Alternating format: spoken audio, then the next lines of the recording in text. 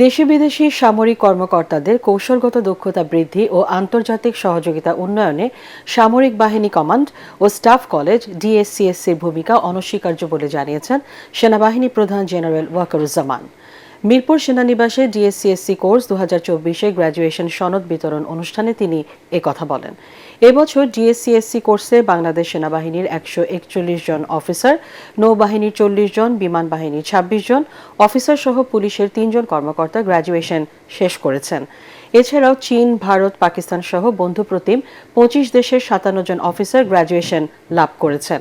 একই সাথে এবছর 13 জন নারী অফিসারও সফলভাবে ডিএসসিএসসি কোর্স শেষ করেছেন।